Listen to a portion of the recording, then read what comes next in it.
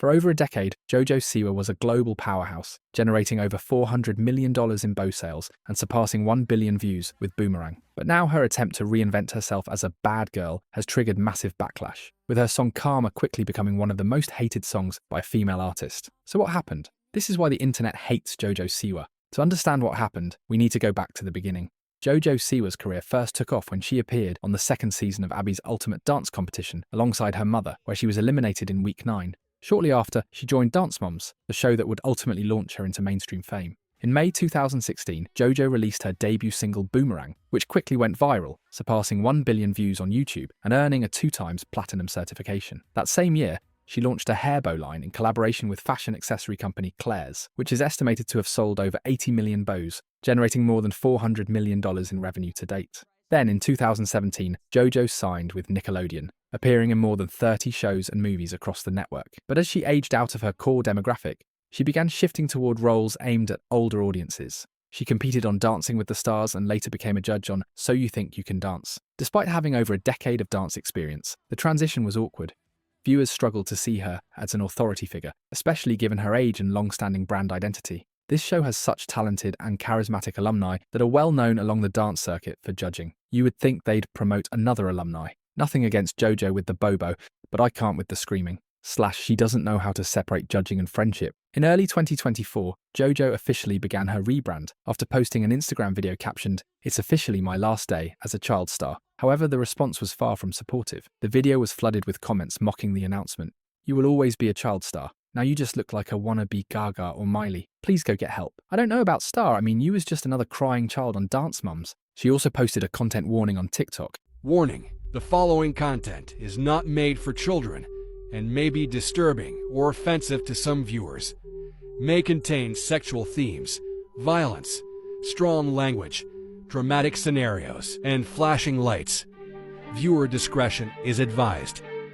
The warning was intended to signal a clear shift away from her child audience toward a more adult image. But instead of being taken seriously, many parents dismissed it as a joke.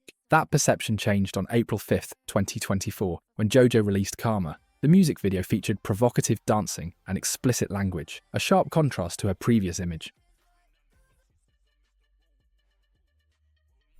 Girl, you cannot have this kids bop ass song with these Disney Channel aesthetics and be humping like that. Oh my God. It's just mixed signals. A little bit of mixed signals here, but it's all good. Look, it's all good. There just needed to be a warning. The backlash was immediate. Parents and longtime viewers flooded the video with dislikes, resulting in more than 2.6 million dislikes compared to just 409,000 likes. JoJo later responded to the backlash by posting a TikTok video in which she appeared to celebrate the dislikes. So a list just got released of the most disliked music video by a female artist on YouTube in 2024. Our #1 first place overall goes to Karma by JoJo Siwa with an astonishing, record-breaking 3.1 million dislikes.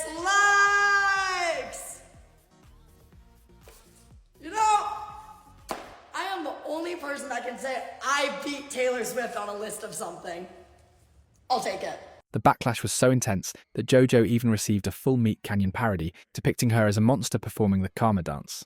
All right, everyone. We do have a fully grown JoJo Siwa today. And we do have a few rules before we bring her out, okay? If JoJo touches you or crawls in your lap, that's totally fine, but please do not touch her. Also, there is no feeding JoJo Siwa, and especially no flash photography, all right? Now, without further ado, here's JoJo Siwa. Hey, everyone. Thanks for coming out to my show.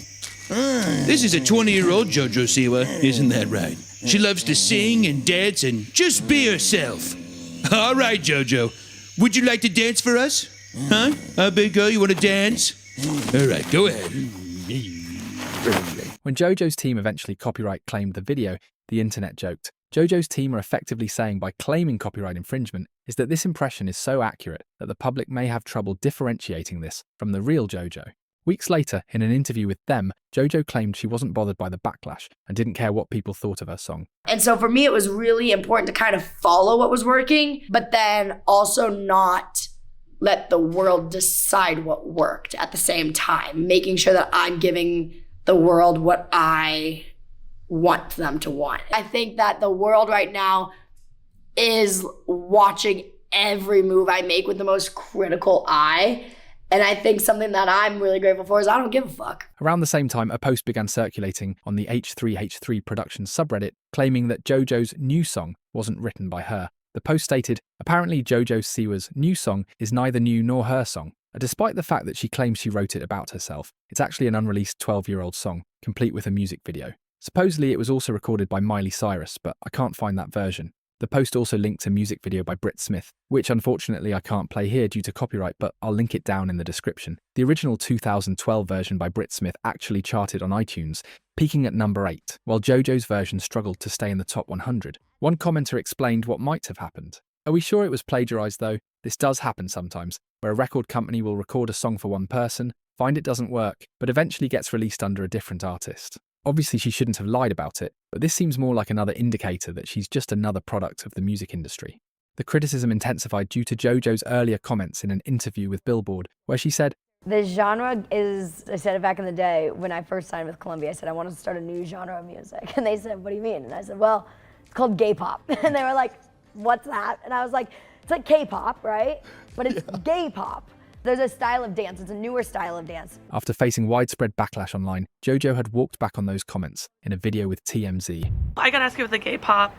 Yes. A lot of people have come for you. Do you retract what you said? Have Why did you people come for me for that? Literally, what did I do? Here's the thing. I could be like, I support world peace. And the world would be like, you asshole.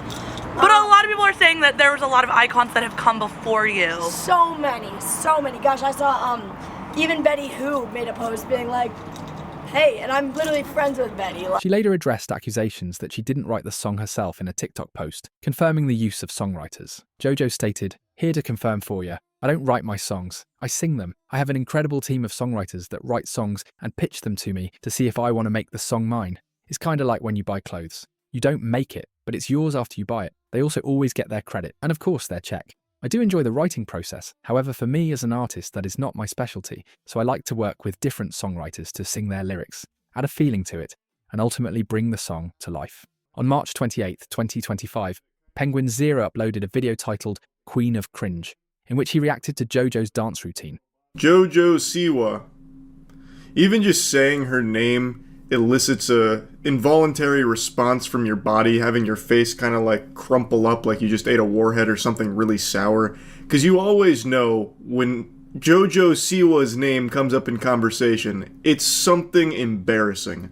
Now, I will say, on my short list of idols, she does make it into the top 5 because I think she is truly the best dog shit dancer this species has ever produced. And I am a big enthusiast of bad dancing, so her classic Karma's a Bitch seizure, as well as her guilty pleasure stinky treasure dance routine here. In the same video, he also accused JoJo of exploiting her fans by offering a $900 VIP package that allegedly required them to work as unpaid roadies. I'm not here to talk about JoJo Siwa's dancing, I'm here to talk about her scamming.